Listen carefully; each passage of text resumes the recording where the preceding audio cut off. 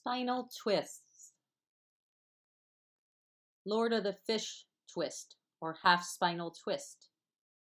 This posture is very beneficial because it stretches the back, shoulders, and hips.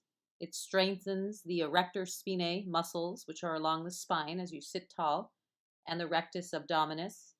It improves posture and flexibility in the spine, the shoulders, and the hips. It can improve digestion and relieve constipation since you're massaging the digestive organs.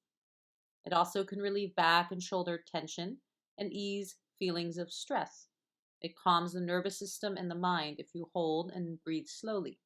You can modify sitting in a chair. The contraindications and cautions in this pose are if you are pregnant, third trimester, if you have low back or spine injury, or have needs for abdominal surgery or diarrhea. You can also practice this posture more gently lying on your back, letting the knees go to one side, with similar benefits, but is a little more relaxing. Here is a photo of all adaptions. Yoga's for everyone. Sage Bharadvaja's pose. This spinal twist is more for the upper back, so relieves tension in the upper back, the neck area, and can relieve neck pain and sciatica. You can practice in a chair as shown in the photo.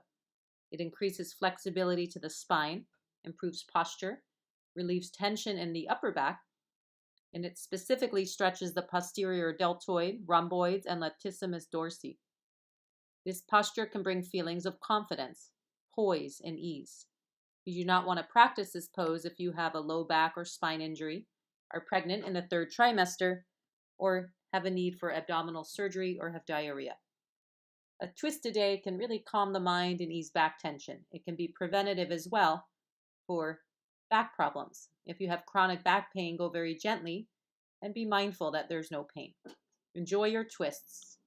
Have a great day. Namaste.